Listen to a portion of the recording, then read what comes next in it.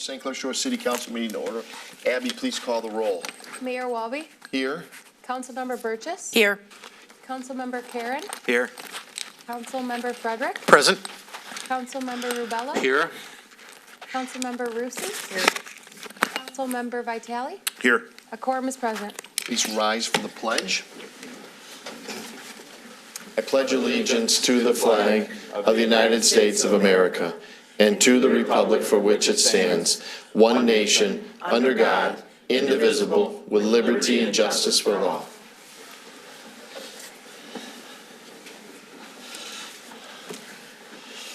Item 2 is proclamations and presentations. Some of the girls were just getting off the ice at 6:30, so we're gonna hold off, and we'll get to them in a minute here when we get the signal that we got a majority of them all here. So we're gonna go to 2B to start, which is the concert series presentation. Henry Bowman, come on up. It's always exciting to have this, right? It's exciting to have the Memorial Day Parade, exciting to have the concert series there in the park at Veterans. We know that summer is on its way, so we're glad to see you. Oh, it's going to be a great summer, Mayor. Oh, thank you. Henry Bowman, St. Clair Shores Parks and Rec, and Rob Spinazzola, Okay. Director. I also would like to introduce our sponsors who are here. Let's bring them up. Yep, come on up, Jason. Jason from Petiprin. Yep. Petiprin's been a longtime sponsor of ours here with the Music by the Lake. And we do have 3 new sponsors with us this year. One of our new ones, Nick Blazak from Amaze Transportation. You may know Nick with Tiki Boat Tours also. Yeah. We have Rick Burgess with BAS Security Systems. Yes. And then we also have Genesis Chevrolet as one of our sponsors too. We have a great lineup, and we will be putting these out very quickly. And I know we're constantly being asked, what's the lineup? Who's coming? What's going on? So we have had to be quiet getting the lineup, but we're really lucky. We put together a great team of sponsors here for the concert, so they're going to be totally involved. It's going to be a great year. Right. Like to say anything? No, just always real happy to be able to participate. Thank you. My wife and myself are very happy and can't wait for it to start, summer. Thank you for allowing us, and what a great city we're lucky to be part of. Thank you so much. Yeah, and just before you announce too, I want to thank the sponsors and the new ones right here that we have. We appreciate it. It's a great series here in the city. And I do want to say to Petiprin and to Jason, I was thinking about this today.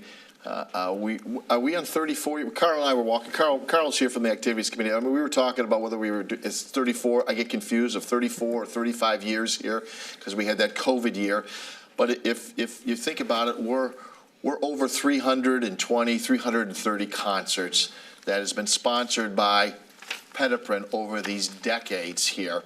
And you're talking that you've provided an audience at this park for more than 1 million people. That's what Petiprin has delivered. And 1 million people have been in this park, and we are indebted to you for all the years and continue are indebted to you. But we appreciate all the support Petiprin has done.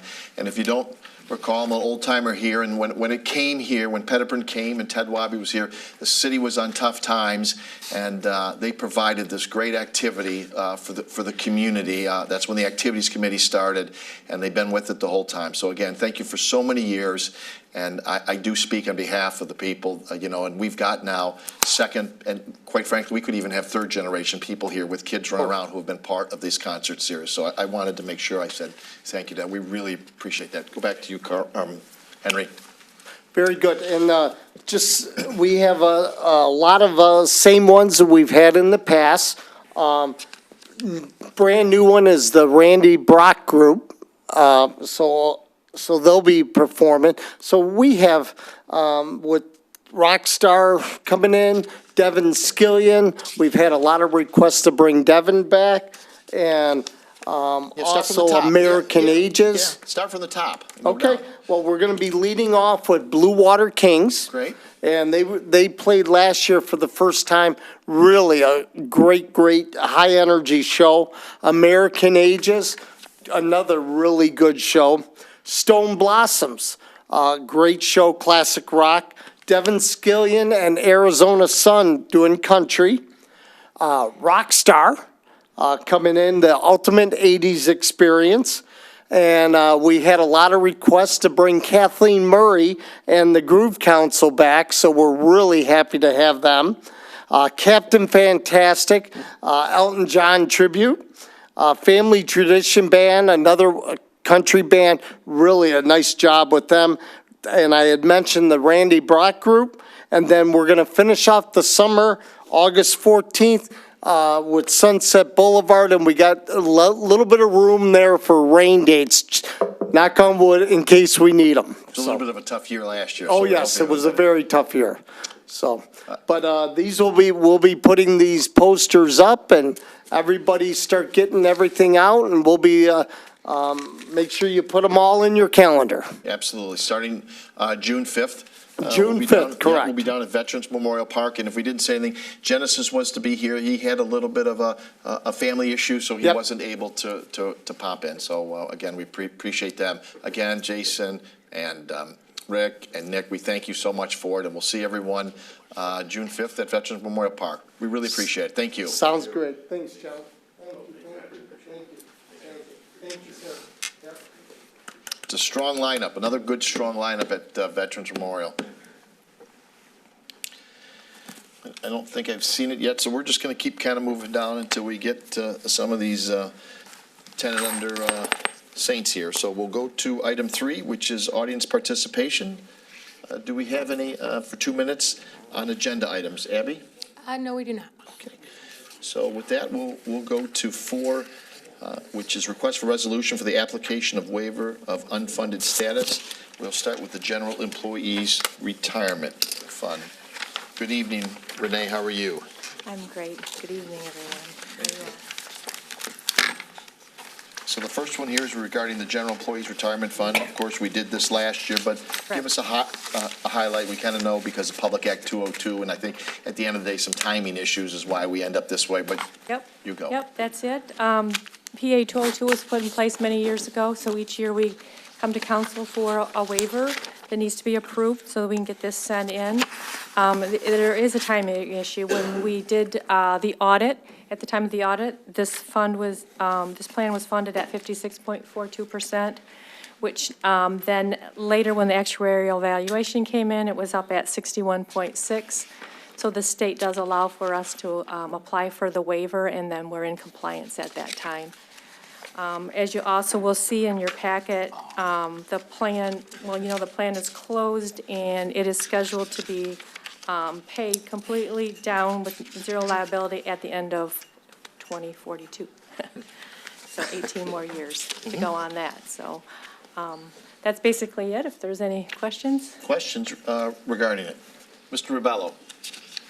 Hi, Renee. Hi. So this is basically, we've done this before. Correct. This is like business as usual type of It thing. is, yes. We have to have everything add up.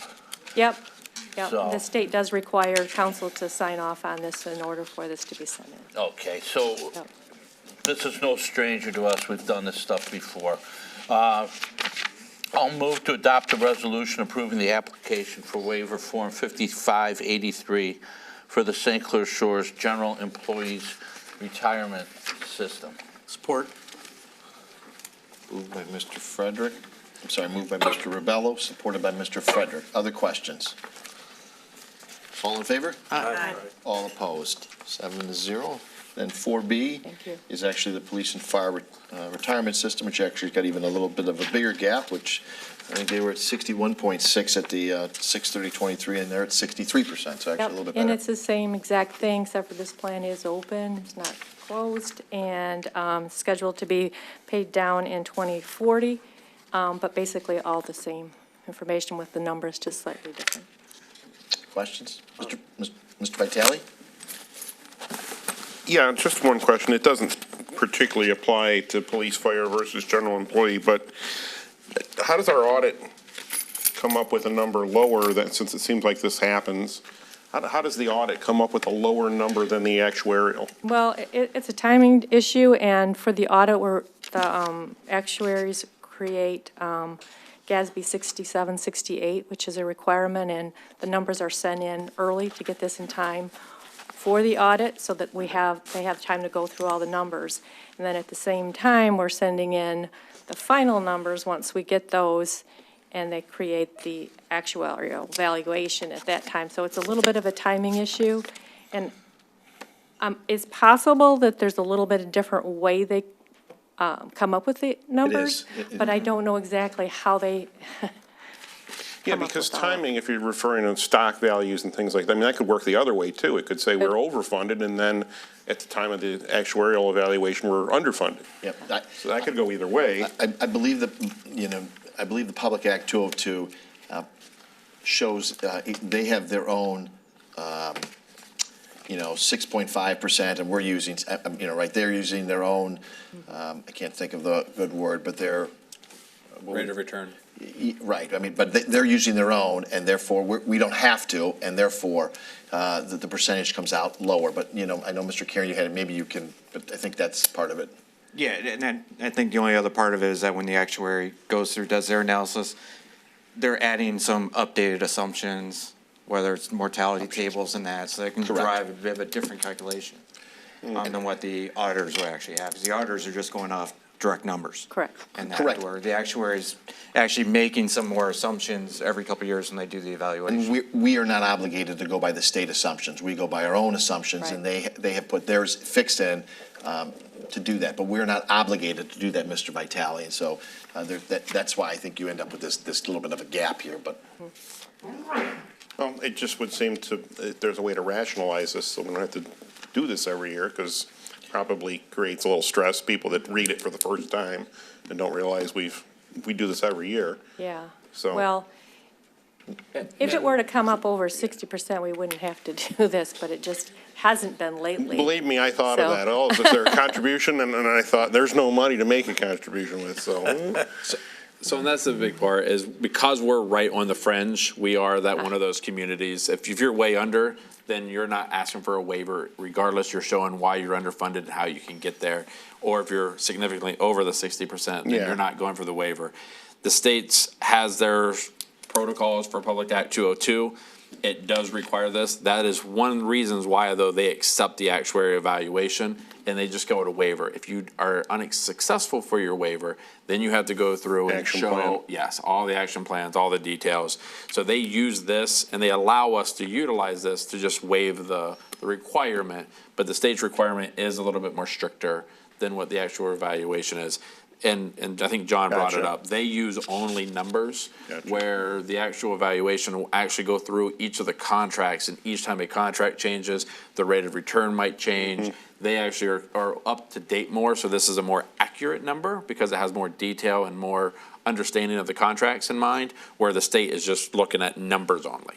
Okay. And I think the reason of the Public Act 202, because there were pension funds that were using stuff way out of date, and then they would showing a 70 or 80%, and it was not, I mean, it wasn't even relative, right? Because they were using out of date stuff, so they tried to put them there. But we've always been very close anyways in using, good assumptions, so.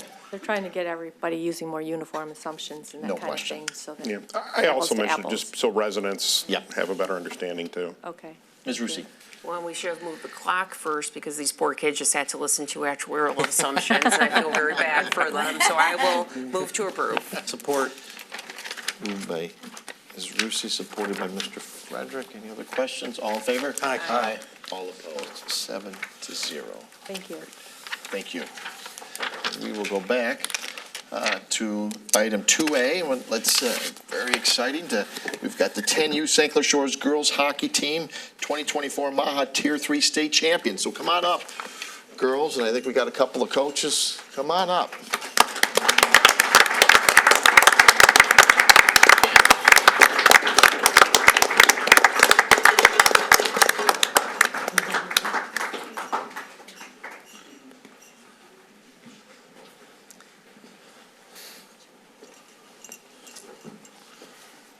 Congratulations, girls. You represented St. Clair Shores very well. We are all very proud of you. So terrific. This will probably hang right here in Civic Arena. So why don't I read the proclamation first, and then I'm going to grab the mic and I'm going to go down the road because I'll do a terrible job in saying your name. So I'm going to get out of that. And I'll get the mic, and then we'll have each one of you announce your names very loud, and then we'll turn it over to some of the coaches and the president of the Hockey Association. Sound good? Perfect. So City of St. Clair Shores proclamation to the St. Clair Shores Saints 10-year-old and under girls hockey team in honor of winning the 2024 Michigan Amateur Hockey Association State Championship. Whereas the Mayor and Council of the City of St. Clair Shores wish to acknowledge the St. Clair Shores Saints, the 10-year-old and under girls hockey team who has brought to the City of St. Clair Shores a state championship title. In the home stretch of a great season of hockey, the Saints won the 2024 Michigan Amateur Hockey Association State Championship on March 10th, 2024, playing against Grosse Pointe. Fantastic, beating Grosse Pointe. With a final score of 3-1. The St. Clair Shores Saints 10-year-old and under girls hockey team was victorious this year by working very hard as a team, displaying good sportsmanship, being gracious in victory and congratulatory in defeat, and growing in character and skills. Whereas with the help of the coaches, the members of the team demonstrated that hard work, determination, and true team spirit can bring a sense of joy and accomplishment into their lives that will forever help them grow into responsible, self-sufficient adults.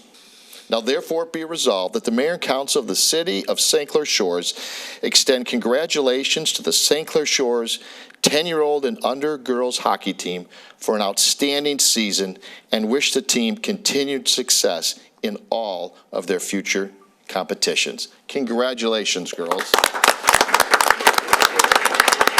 You're in the middle, so you get the whole. Fantastic. Let me just go here. And I'm going to go down, right? You're going to introduce your names. Go speak loud so everyone can hear you. Testing. Testing. Okay. I'm Daisy and I live in Grosse Pointe. I'm Ellie and I live in St. Clair Shores. I'm Mia and I live in Grosse Pointe. I'm Peyton and I live in St. Clair Shores. I'm Emma and I live in St. Clair Shores. I'm Adeline and I live in St. Clair Shores. I'm Liv and I live in Grosse Pointe Farms. I'm Emerson and I live in Fraser. I'm Ava and I live in St. Clair Shores. I'm Rhiannon and I live in Warren. I'm Harper and I live in St. Clair Shores. I'm Mia and I live in Macomb. I'm Elena and I live in Grosse Pointe. I'm Ava and I live in Grosse Pointe. I'm Olivia and I live in St. Clair Shores. I'm Bianca and I live in Grosse Pointe. St. Clair Shores. Why did I say I'm the head coach. I'm Coach Joe. Joe, what's your last name? Parada. Okay. It's an honor, honestly, to be coaching these girls. The talent on this team is incredible. And to believe that, these girls won a 10U state tournament, and majority of them are 8 years old on this team.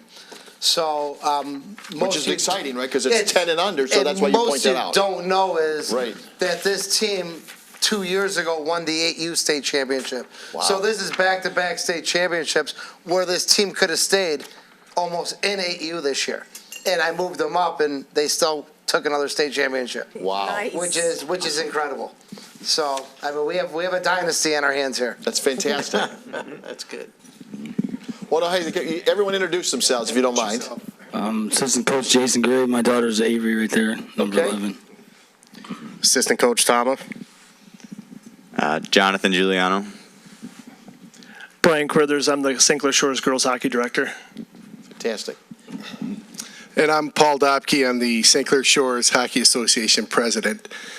For many people, I don't think they realize that St. Clair Shores was the original hockey town, and that was our title. If you look back at some of the old booklets and teams, long before the Red Wings took it from us and somehow patented it, but we were one of the first associations, not just in Michigan, but in the United States, to have girls hockey dating all the way back to 1970.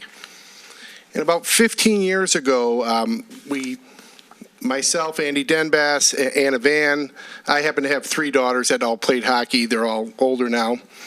We really wanted to take the girls hockey to a new level, and now our girls teams are about 1/3 of the hockey association, so we're pretty proud of that. For sure. Terrific. And thanks to the Gersh family here. By the way, the Gersh, they have 4 daughters on this team. Oh, wow. 3 triplets and 1 other daughter. Oh, my gosh. And that's Mom good. and Dad are busy. They live in St. Clair Shores, by the way.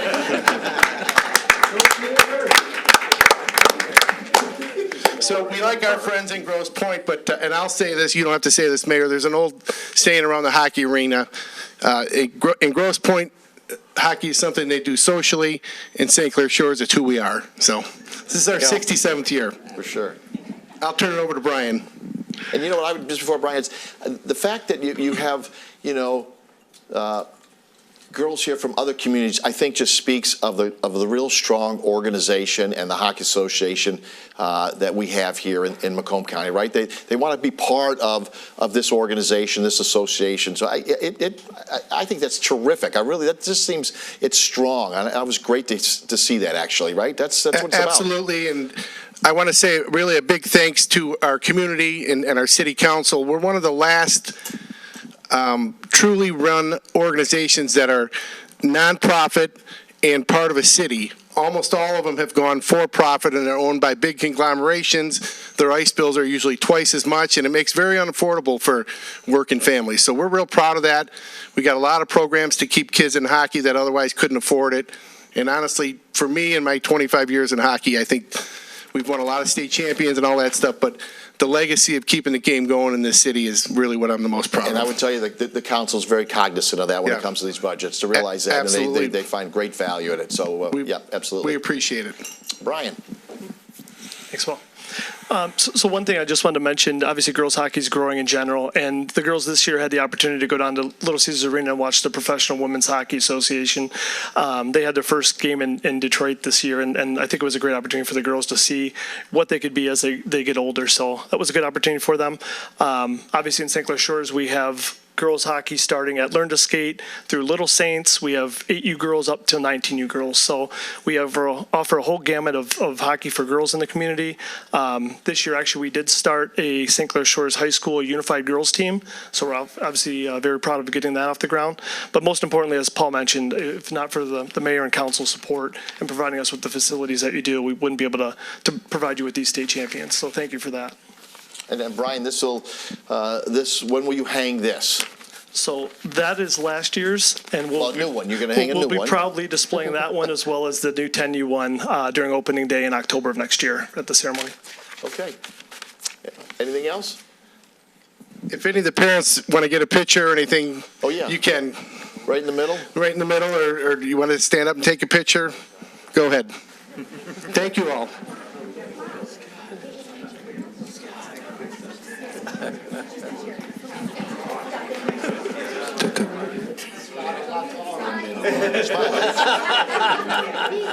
We got this guy just for the reason.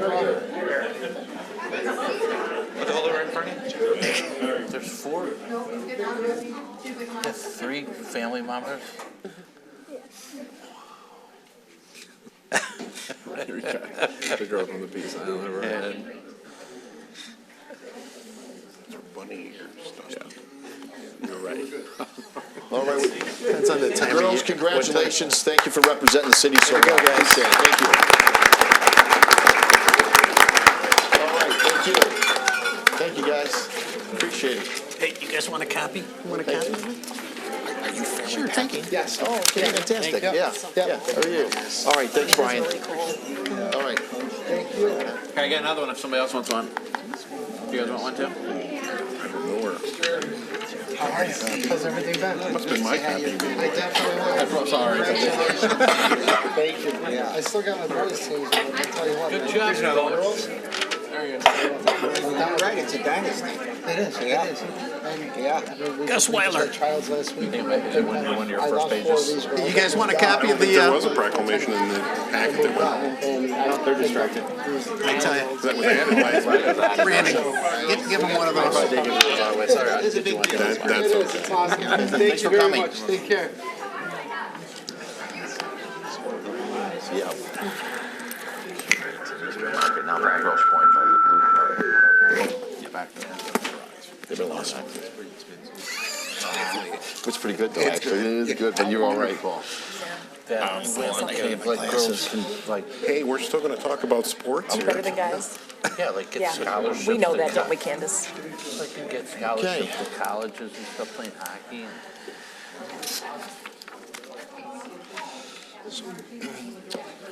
So we will move on to item 5, bids, contracts, purchase orders, request for the approval for the purchase of the 4-phase post clock for the first tee renovation at the golf course. Rob Spinizzola and Matt Crippen, good evening. Good evening, Mayor and Council. We're here tonight to request your approval for the purchase of a 4-phase post clock for the renovation of the number 1 tee. As you recall, we came to you in December with a plan to renovate our first tee, including brick pavers with people's names or businesses that will be entrenched at the golf course forever.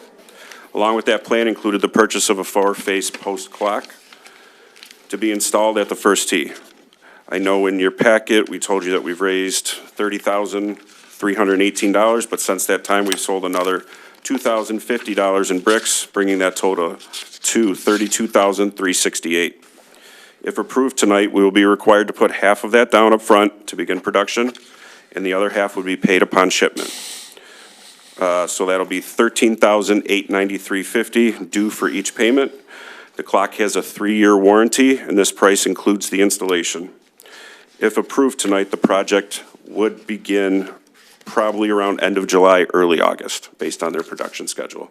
And I have Matt Crippen here with me to answer any other questions, golf course manager. Okay, so, you only had one bid, but it's probably you can't get a lot of bids for these kind of clocks, I would presume, but you only had one bid, correct? That's correct. We put it out on BidNet and only had the one bid come back. Reading through it, it looked like it had a 3-year warranty. That's correct, 3 years, yep. And I think it's pretty good for 32. I know it's been nice weather and we do have people playing, but you haven't had any of the leagues kick off. They won't kick off until April. So I think it's going pretty well so far. It sounds like, right? Definitely. I think we have 156 bricks sold as of today. So that was kind of a goal I think we threw out there for the first year. And I think we talked in December, we thought it would probably be like a 3-year phase. We'd sell 150, 150, 150, but I think it's a little ahead of where we thought it was. And like you said, once, the traffic's starting to come in now, it's getting busy, and I think it will definitely sell more here quickly. Sure would be nice to have it done by August 7th. Yes. All right. Questions? Mr. Ribello? What's August 7th? That is the special needs golf outing, right? Yes. I have utmost confidence in these two guys right here. They can pull that off. So, you had one bid on it. Well, we discussed this pretty much, I think, right at the beginning of the year, right? You guys were in here in January. So we're just basically approving the bid. So, just one question. If the clock runs slow a little bit, can we have Mr. Karen come up there on a ladder and just move it with his finger? No, I don't go up on ladders to do that, no. Okay. I will make a motion to award the purchase of a 4-phase post clock in the amount of $27,787 to Verdon Company to be paid out of account 508-755-98000. Support. Moved by Mr. Ribello, supported by Mr. Frederick to approve the clock. Other questions? Mr. Vitale? Is it easy enough just to put a picture of the clock up on the screen? Because Sure. that'll help you probably raise funds a little bit. Yeah, there you go. I think everybody at home's probably wondering what we're talking about and what it looks like. You want to put this one? Actually, both would be, Here. probably do both, but I'd show the clock. Rob, here's a flyer. And you can take my copy of this if you want. I got a bigger version. Thank you.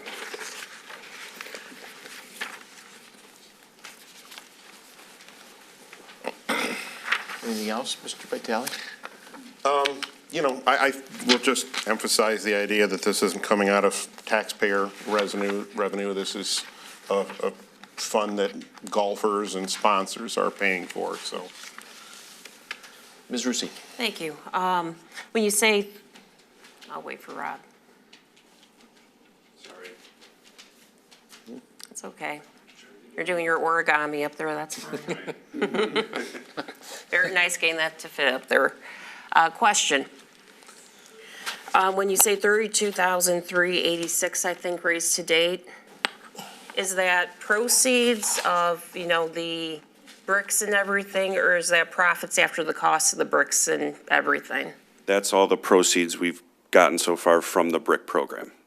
Okay, so is that taking into account the cost of the brick and the installation and everything, or is that going Yes. to have to come out of that? Yep. It does? Mm-hmm. Okay, cool. I was wondering that because I wasn't sure if it was proceeds or profits. Nope, it's already accounted for. Okay, great. Question on the actual bid specs. Paragraph 18 says, "The city of St. Clair Shores is seeking bids to establish contract pricing on turf maintenance supplies." It's page 5 of 9 of the bid specs, paragraph 18.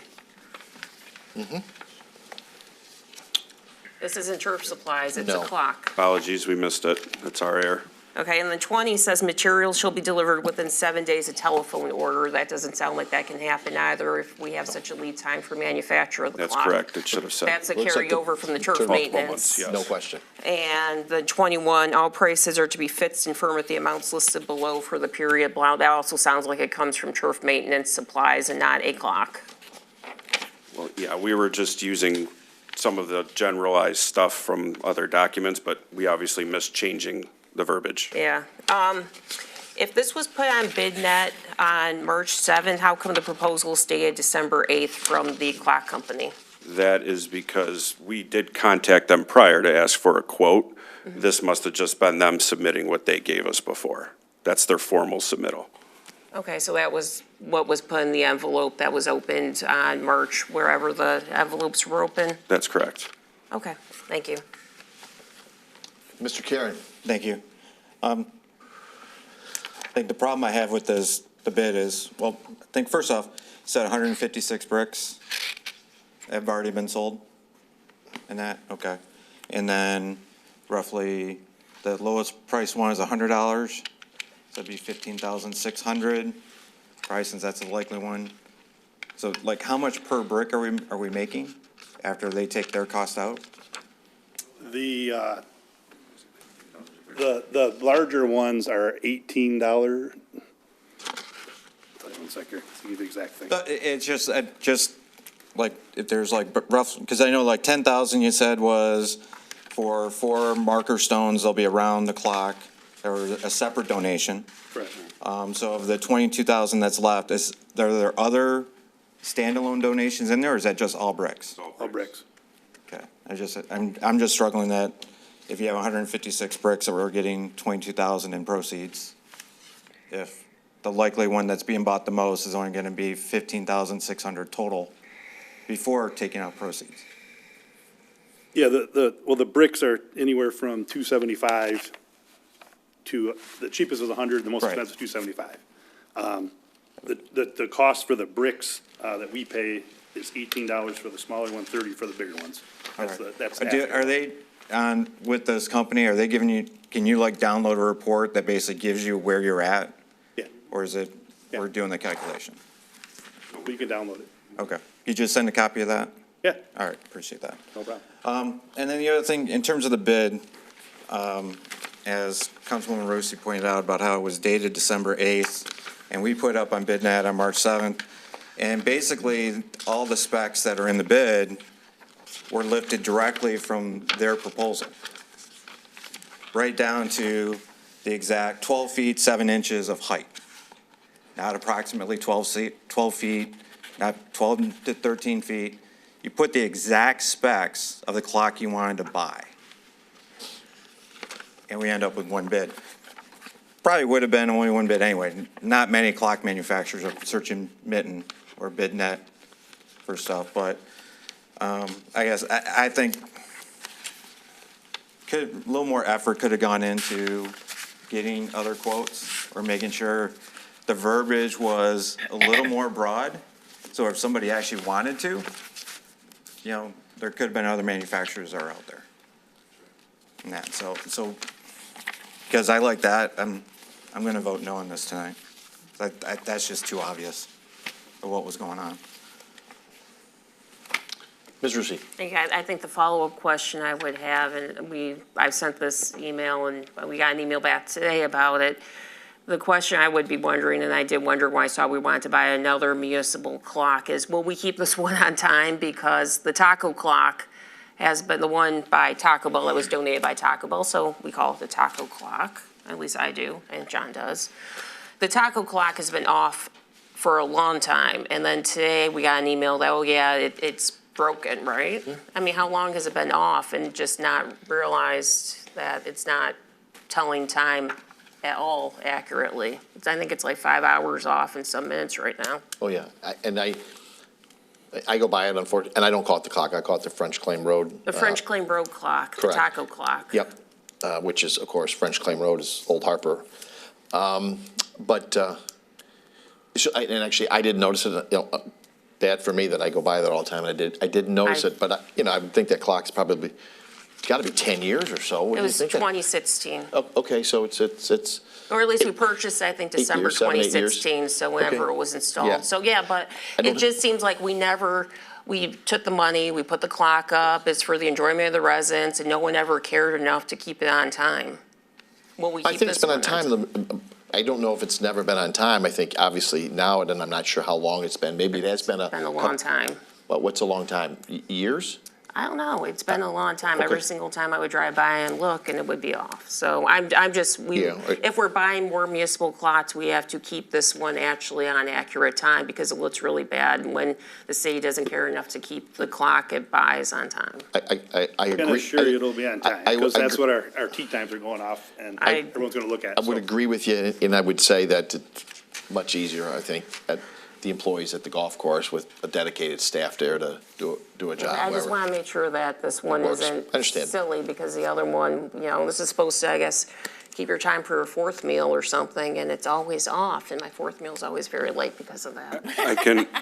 I can tell you, and I don't know what the specifications of the taco clock were, but this It's French in one, Claim Road clock. This You one- can look it up it's actually in the, it actually is in the council packet from 2016, and they go on this whole thing about how it can be kept time and this whole thing, and we do have the specs for the taco clock. Okay. And it just seems like no one ever followed up with actually making sure, how that sailboat clock's been off sometimes too, and it just is not a good look for the two clocks we have. So- This one's accurate now, at least. so this clock has an automatic daylight savings time reset in it The other one did too. and a 50-year calendar on it, so. Yeah, I think the other one. I don't know, I'm just No, I giving know, out those you specs. weren't Yeah, a but- part of the clock. It just, it's something that's always bugged me driving by, and it's just, we're being driven by, and it always was very silly to me that, oh, look, we want another clock.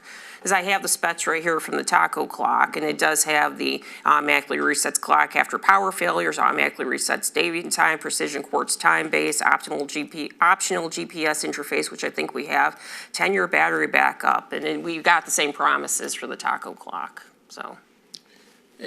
And to kind of piggyback off of the email that went out in regards to, we did send our maintenance crew out there. We were notified that the clock wasn't working approximately 2 weeks ago. So we did go out, we reset it, we tried to work with the GPS. It does have a GPS in it. So they did try to reset that as well. After 3 unsuccessful times of tinkering with it, they have reached out now to a clock company to see if they could come out here. Yeah. In regards to the sailboat clock as well, that was a little bit different. It's kind of underneath. That was approximately a little bit over 20 years old, but about Right. 6 years ago, that one was one of the kaputs and was having It was issues. millennial clock, so. It was, so that had an issue. They've actually went up, and since they've got pretty much the guts rebuilt, we've had, knock on wood, no issues with that one. But hopefully we'll have the Taco Bell clock fixed, but that was as of 2 weeks ago. No, it was a lot more than 2 weeks Sorry, ago. It was clock. 2 weeks I sent the email, because I've been waiting for someone actually employed by the city full-time to notice it. So, Yeah. okay, thank you. Thank you. Mr. Vitale? I was going to inquire if the clock in dispute is made by the same company as No. our, so it is not the same. Electric company. Time Company made that one. Okay, well, that's good. So, Mr. Ribello? Are you sure that's not 2 Cow Lane, Little Mac? Anything else? Moved by Mr., it's not. Moved by Mr. Ribello, seconded by Mr. Frederick to award the purchase of the four-face post clock in the amount of $27,787 to Verdun Company to be paid out of the account. All in favor? Aye. All opposed? No. 5-2, it passes. Thank you. Thank you. Thank you.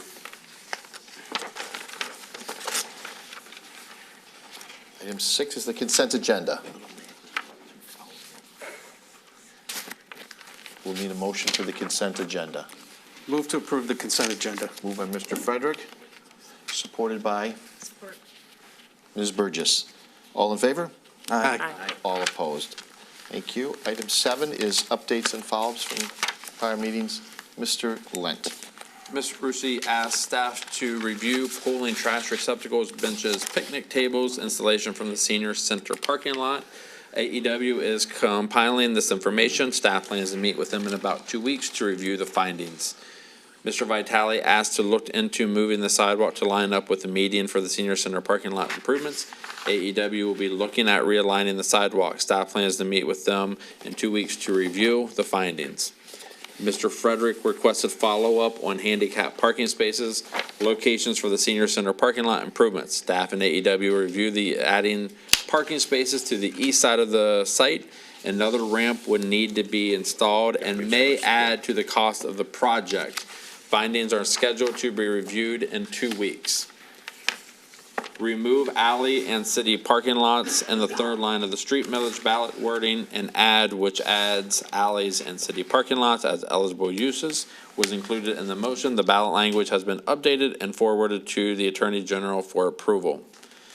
Mr. Ribello asked that municipal grants are reviewed to make sure we do not miss anything. We are continuing that process. And Mr. Karen requested after-action reviews be done with engineering companies, post-construction and/or repair projects. We are coordinating with CDI on the proposal, on that review actions after our projects. Thank you.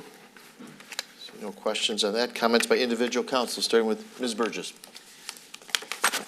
Well, I didn't really have anything today. I just hope everybody had a very blessed Easter, and can't wait to see Social District, concerts in the park, and all the great things that are going to start happening coming this summer. Thank you. Mr. Ribello. A Muskrat Award for the 10-year-old girls hockey team, 10 and under girls hockey team.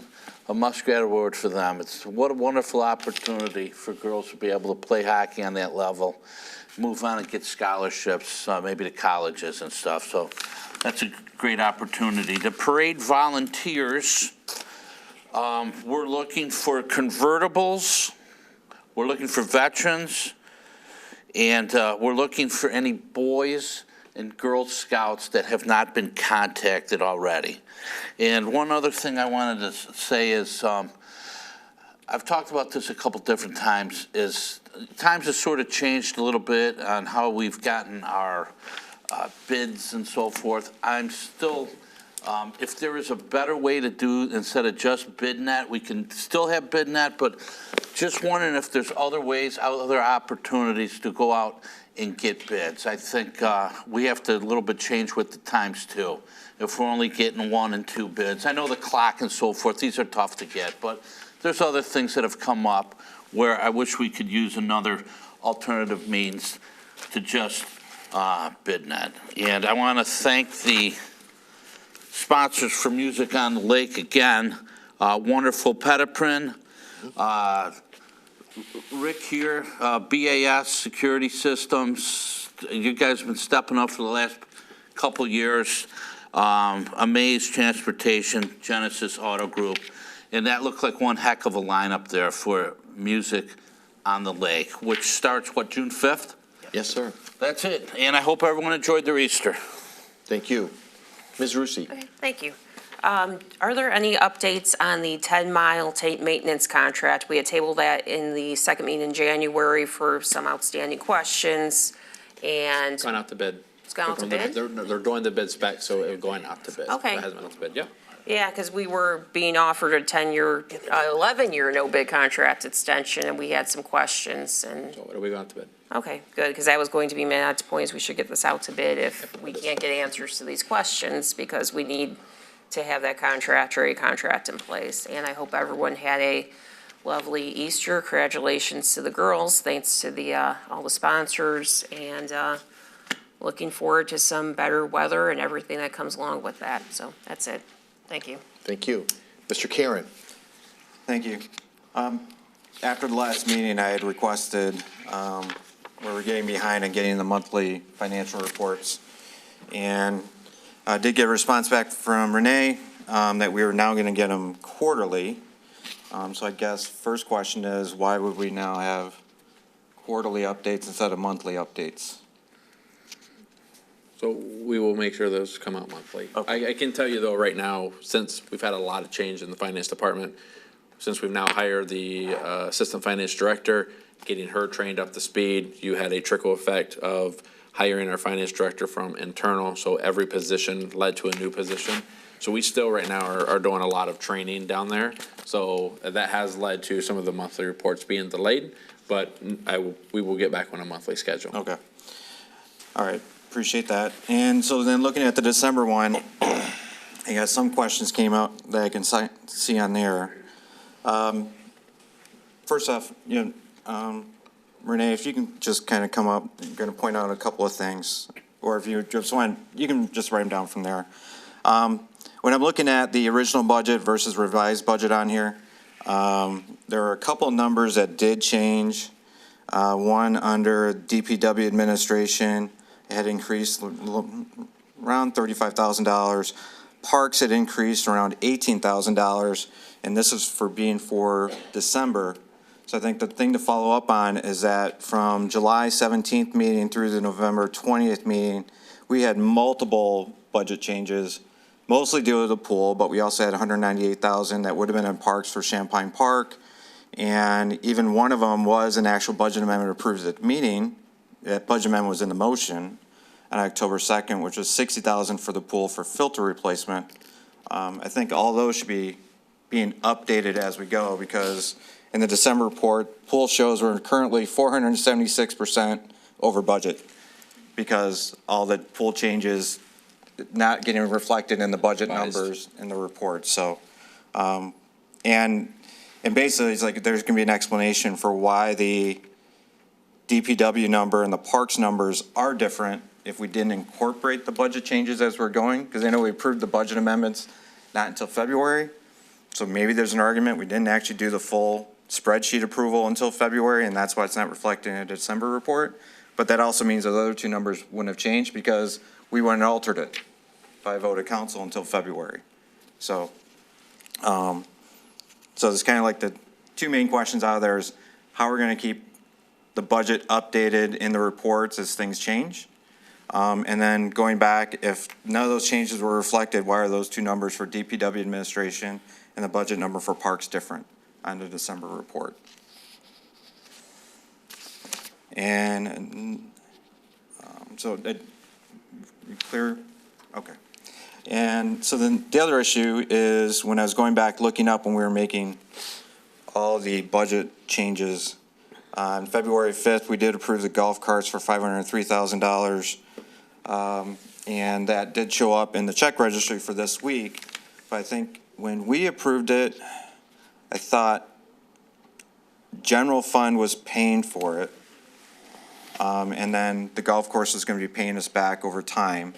But the expense shows up under the golf expenditures in the check report. So I guess you're going to need to do some fund moves to rectify that. Yeah, so the golf course is purchasing them, they're borrowing the money and they'll pay the general fund back.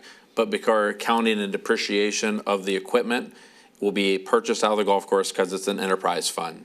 The golf course, per council's request, is they're getting a loan from the general fund and paying that back over Don't quote me, I think it's 7 years or 8 years. So we're gonna need to show another transfer Yes. from the general So fund into the golf course fund. Well, the only reason we didn't show that yet is we were waiting for all the sales to come in because that is taken right off the top per Right. the motion. Okay. So as soon as that comes in, that revenue gets transferred over, then the totality of the remaining debt will be transferred from the general fund to the golf course with a payback starting next year in the budget. Okay, thank you. That's the sales of the old golf The cart. sales of the So it'll golf be cart. much The lower. auction sales, It'll be much lower than Yeah. the 500. Okay. All right, so that was on the financial report. For the DDA, I know there's a presentation to the businesses on Friday on the updated plan from AEW. Could council be sent that updated presentation, so if we Sure. get questions from those businesses? Yes. We're not kind of caught off guard in that? Yes. And in Bryce Park, in terms of walking around there today, I did notice we had painted off the soccer field, assuming so that soccer field can be used while we do the senior center parking lot. Do we have new nets, or can we transfer? Robbie, please, thank you. It's okay. We'll probably end up repainting those or transfer nets over. The nets. Yeah. The actual nets itself. We will have new because nets the nets there. are there. Any I know. soccer ball will just go through anyway. We'll have them replaced. Okay. For sure, they will be. All right. But the field looked really nice being painted out though, so that'd be good to have that used as a soccer field again. And last thing, Denise has brought up again on Bryce Park for the Arboretum. You do notice underneath the Welcome to Bryce Park Arboretum, there is the ArbNet certification. Sign that we did get that email last week that they agreed with the certification, and it's a certified Arboretum. And right now, we're prepping for Arbor Day on April 26th for basically have a celebration that day for our certified Arboretum in Bryce Park. Fantastic. Excellent. That's it. Thank you. Mr. Frederick? Thanks, Mayor. I'm writing down 426 Arbor. Is it going to be right at the, at Bryce? Arbor Day celebration? Yes. Very good. It's kind of required now. Well, just never know. So, couple things. First off, huge congrats to the girls 10U state champs. They were pretty excited the day that they won. They came to the to Blossom Heath, and there was a little party going on there, and they had a party within the party. And so, congrats, girls. On a sad note, we lost one of our former baseball board members, as well as coach and a great dad, Jim Kinsella. Many of you might know his wife Nancy. She worked in the communications office for a long time here. Jim was a longtime friend, worked at General Motors, and just put in a ton of time with the baseball league, the St. Clair Shores Baseball Softball Association, and he passed away last week, and I think they're having a memorial for him on Friday, April 5th, which surprisingly is opening day for the Tigers. So, Jim, we'll miss you, buddy, and we'll keep an eye on the kids. Secondly, we all just heard about the first tee renovation, and I just want to let everybody know that we talked about the bricks. 4x8s are $100, 4x8 with personal text and a logo is $125.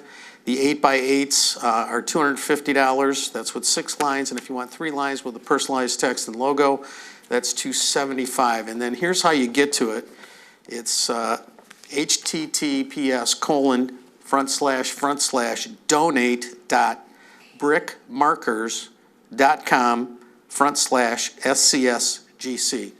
And Dave, I stole this right off of your Facebook post right after I shared it.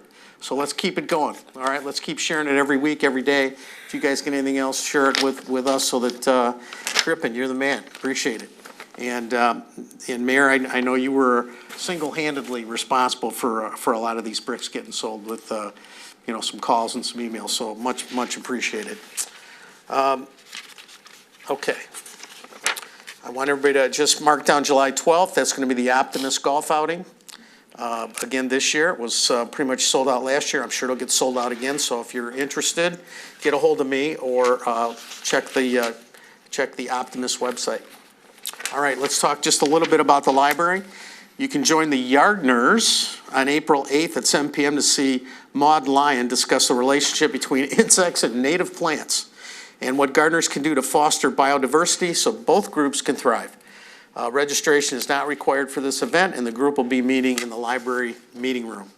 Adults are welcome to join the monthly poetry workshop in the library meeting room on April 18th from 7 to 8:30 p.m. No registration is required. Bring your own work or just come to appreciate everybody else's talents. We've all been hearing about the total eclipse coming up, so it's going to be happening on April 8th, and the library is having 2 events for people of all ages to attend. Eclipse viewing glasses will be given out on a first-come, first-served basis. The first event is a no-registration STEAM Day, that's STEAM, that will be in the library meeting room on Saturday, April 6th from 2 to 4. The second event that does require registration is the Eclipse Viewing Party at Blossom Heath, and that'll be on Monday, April 8th from 2 o'clock to 4 p.m. Registration can be done online, in person, or by calling the library. That's all I have, Mayor. Thank you. Thank you. Mr. Vitale. Yeah. We'll talk a little bit about the power line issue that I brought up, and I sent Denise a picture. It looks like, are you getting ready to put that up, Denise? Okay.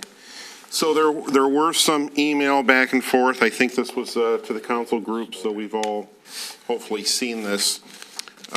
This is from Phil Whitman, who's our DTE representative, and it is addressed to Denise. Hi, Denise. When our arborist went out to the home, there was a dog in the yard and no one home to grant him yard entry or secure the dog. Do you have a contact number for the relevant resident?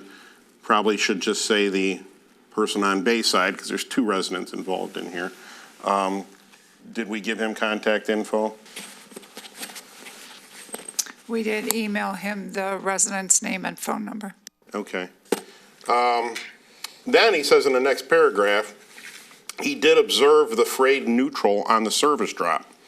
Our current plan is to hang a new service with a tree guard attached to prevent rubbing, which I assume is essentially a rubber hose. And here's the odd thing about that. I mean, that is at the extreme rear lot line of the property that would have had the dog. So for him to observe a frayed neutral, he's got pretty good eyes. It's at least 200 feet back.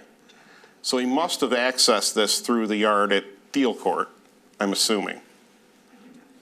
Okay. I'm not frankly impressed with that plan of a tree guard. It doesn't do anything if wind brought that tree down. Some of the residents have already been affected by tree limbs falling and pulling the service off their house, which is tens of thousands of dollars in damage. So I don't think that's a good solution, just putting a rubber hose on this frayed electrical line. I know a lot of bad things can happen with an open neutral on an electrical circuit.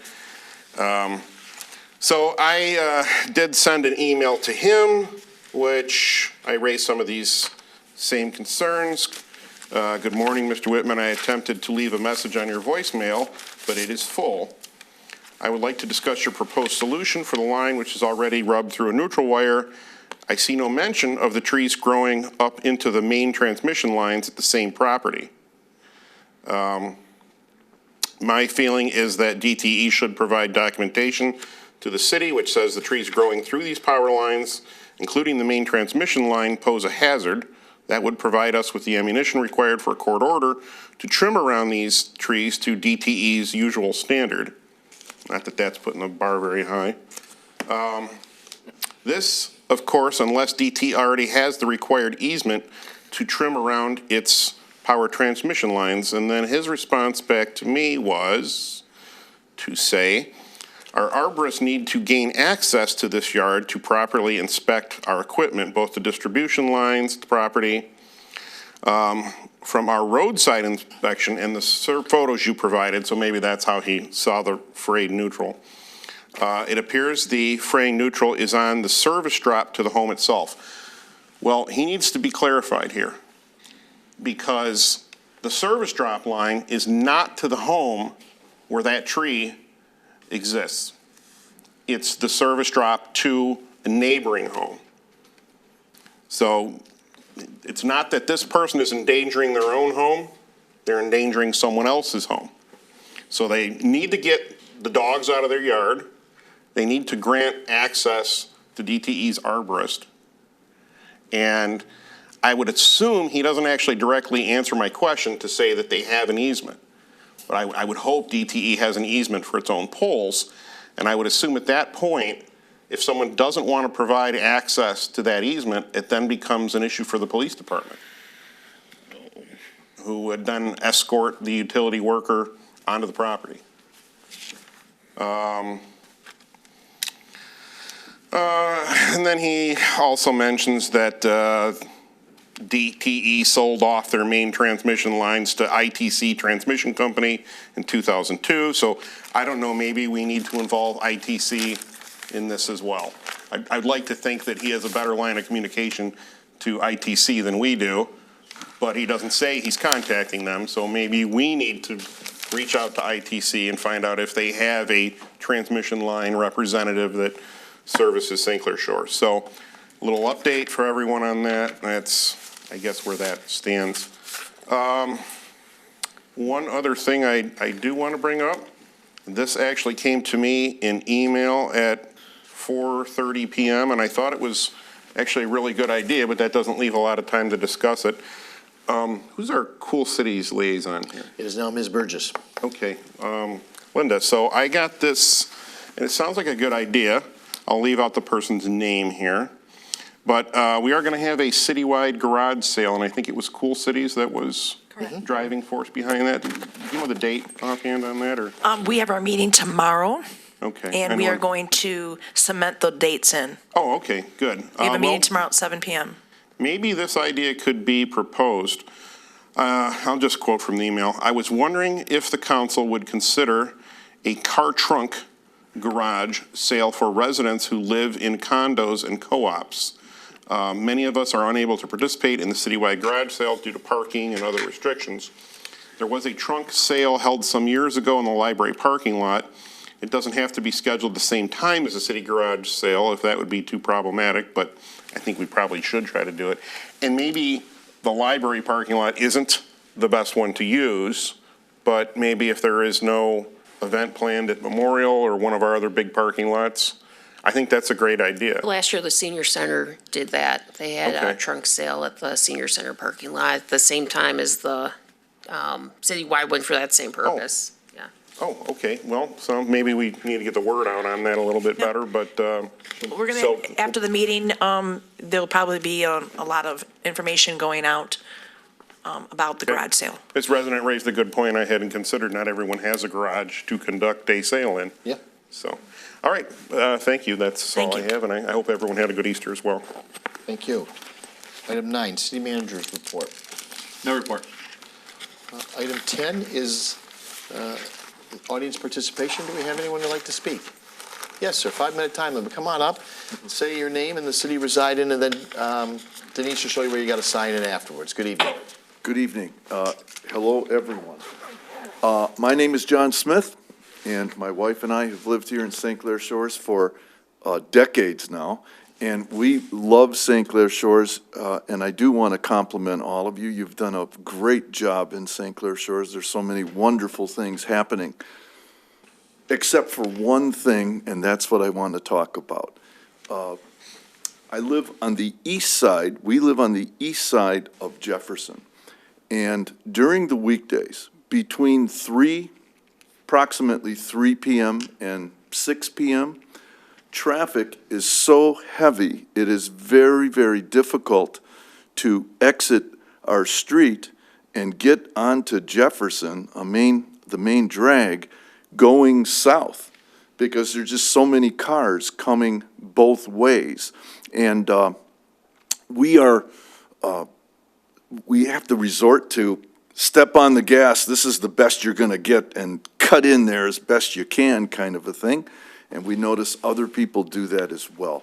Now, I know you have all different kinds of big issues, and I'm hoping this is a smaller issue that maybe in our electronic computerized age, maybe that's something that can be adjusted slightly by adjusting the timing of the street lights, and I would say that's all the way from 9 to 11 Mile. Traffic lights. Traffic lights, I'm sorry. Did I say street lights? Excuse me. I would also say that we love going to the Festival of Lights in Christmas time and walking on the pier and the farmer's market and all of this stuff. It's just fantastic. But it is tough to make turns on that entranceway into the Festival of Lights that you have, which are gorgeous. And again, I'm thinking, is there a way that you can time lights in such a way, traffic lights, in such a way that that is less of a problem? That's all I have to say. All right, we'll take it. We'll take that, and Mr. Lind, and we also have the chief back there. So he's heard you. We have to use. We go through the Macomb County, right? They do the work on the lights. So, but we'll take that back to them, and the chief will, and we'll see what we come up with. I'm thinking that if there was just a longer or a coordinated light somehow a little bit better, it would make it life easier for everyone. So, and safer. All righty. Thank you. All right, thank you. If you wouldn't sign them, sir, that'd be great. Anyone else? Yes, Mr. Hagan, come on up.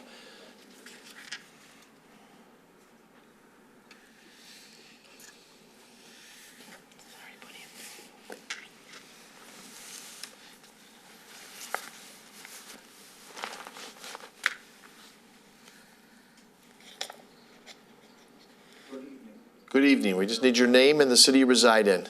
Donald Hakem, in St. Clair Shores. Thank you. Okay. I just talked to the mayor about the letter that I received from the state of Michigan stating that they're looking for folks like myself that may have chemicals in their body from the polluted water, they claim, or from the water from Lake St. Clair in this area. And I was astounded that nobody that I know, and I know a lot of people, did not call me and let me know if they got letters as such. And also Harrison Township, that's another city, or it's a township rather, somebody might have gotten letters there. They claim that there's PFOS and arsenic and all these different chemicals, and they wanted me to give them a blood test and a urinal test. And so I called them up today, and I told them what's going on. They said, well, we're doing this because we want to see if there's anybody in different areas near the area where you live has a contamination from the water difficulty, from the water problem. So I came and I talked to the mayor here. He knows me now, and I spoke with him about it. And he said they're fishing for problems. Well, that could be. But I wondered if the city knows if there's anybody else that got this letter, and is it a problem? I mean, is the water as clean as they claim it should be for our health? And why are they doing this? Do they have knowledge that since the drain is being put in by Candace Miller, I believe she's doing work over here, maybe there is still a problem. I do not know, and I wondered if the city knows if anybody else came forward. I went to the office and talked to Natalie, and she's got copies of the letter that I received. I gave her some copies of it. And also, I'd like to mention on the water bill that I received, 3 water bills prior to that didn't have this statement that I can't remember the name of it. It used to be like a clerical fee that's put in there. They changed the wording, and a lot of my friends and relatives and neighbors said that must be the labor that the water workers do, that there's an extra charge for that. And they didn't like it. They figured that all the labor should be filled by through our property taxes. You know, anything regarding removing of trees or sweeping the street or the water folks that dig for the lines or something should be taken out of our taxes and not an extra fee. So this is $20 more a month that I am paying according to this. And so I couldn't understand why they changed this wording. It's very confusing. But anyway, overall, that's why I'm here, to let you folks know that there seems to be a problem. The state is aware of it. I don't know if you folks can contact the state of Michigan and say, is there a problem with our water or drinking water is pure? What are you looking for here? What about other communities that are bordering Lake St. Clair? And of course, the beaches have been closed. And they even say that if you catch fish on the dock, the DNR says, don't eat the fish. And I had caught some fish there, and I tried to cook it. And I found out that the odor is horrendous.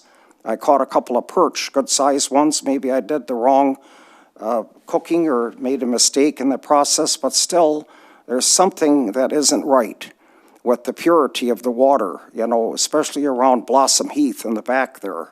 So that's why I came forward to discuss that with the council and the mayor and everybody concerned, to let you know this issue. See. And another question, I don't want to take too much time because I know I only have 5 minutes.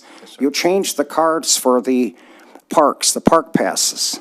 And I know people, I'm not going to mention names, I don't want to be known as a person that blows the whistle on anybody, but they moved out of the city recently. And they said, well, I want to come to the parks, and I'm going to get my park pass before my title changes in the city here. I'm going to try to get it. And now they're making it tough because you have to scan the new park pass and to be able to enter, and they're tightening up because there's so many outsiders that are coming into our parks from all over. And thank you. Is that my time's up? Okay, I hear that. It's not dinner bell, is it? Is dinner being served? No. I like a free meal. So Mr. Thank you. Thank you very much. I'm sorry. And I know Mr. Lent wants to say something, but the Commissioner Miller's project has nothing to do with drinking water or whatever. So that is a totally separate issue that she's working on, and that on 9 Mile. And remember, the water comes from the Great Lakes Water Authority, which delivers, you know, I could be off by a few, but 127 communities it delivers the water in this whole region. So that's where all of the fresh water is, and I know that the city of St. Clair Shores meets the state and federal requirements, but Mr. Lent can jump in. So I was going to state very similar that our water does come from Great Lakes Water Authority. We also do a water quality report every year that is required. We send that out to all of our residents. So that water quality report, actually, I believe is going to be coming out very soon. But that does require all the testing, all the stuff. So that is put into a report. It's in our city newsletter, or sorry, in one of our newsletters that comes out. So you'll be looking for that soon, and I'll make sure I get you a copy of that as well. And I do appreciate you did drop off that thing to Natalie. Natalie has already placed it on my desk. So I will look into where that came from the state and what they were kind of looking for. Thank you very much. I was gonna talk to you in private, but we already settled it. Now I figured I'll come and see you folks. Mr. Hagan, thank you. If you wouldn't mind signing in. Happy Easter to everybody. All right. Easter. Okay, thank you. Thank you. Anyone else before it comes to mayor's comments? Anyone else? We'll bring it up to mayor's comments. Just two quick ones. The first one, too, it's an add-on to congratulations to the 10U St. Clair Shores girls 2024 Maha Tier 3 State Championship. I think looking at the team and looking and seeing them, it provided me that the strength of the St. Clair Shores Hockey Association is strong. The youth is good, and I felt really good about it to see these young girls here playing in St. Clair Shores, playing hockey, and it's this next generation, and we've been Hockey Town for a long time, and I think we're going to be Hockey Town for a lot longer. So kudos to them, all of their hard work. And then item 2 is extremely disappointed with the Archdiocese of Detroit and the closing of St. Germain. I did talk to Bishop Fisher at 1 p.m. on Thursday, the 28th of March. Got nowhere. I didn't think I was going to get anywhere, but I didn't get anywhere. And I can't say how disappointed I was. I would say that Bishop Fisher said to me that he had never seen, because obviously the AOD has closed a lot of schools, and he had never seen a community rise up and deliver what the community and the St. Germain family delivered, right? I mean, it was incredible what they delivered. I think we all commend them and what they did.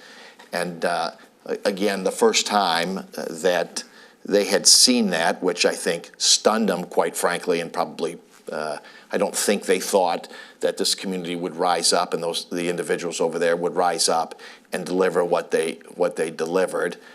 Very unfortunate. And it just, my heart breaks for them, right? They did everything what they were asked to, and I'm sure Bishop Fisher was right that, the indication was, well, that whatever you may raise, we may still close. But as I told him too, the old school was when you told someone and you gave them your word, because that's what I think you gave them, you give them your bond, and then you pulled it out from them was pretty bad. And I know I'm talking bad about the church, but you know what? They did something really bad here, and it's a really unfortunate what occurred. To watch these people do all this work and then pull this school out from under them was terrible. So my heart goes out to the people over there at St. Germain's, and God, you bless you for all the work you did. And it's too bad that they made the wrong decision, because they made the wrong decision over at St. Germain's. So with that, unfortunately, I got to end the meeting on a sad note or a bad note, but that's the way it goes. So with that, we'll need a motion to adjourn. Moved by Mr. Frederick. Supported by Ms. Rusi. All in favor? Aye. All opposed. Good night.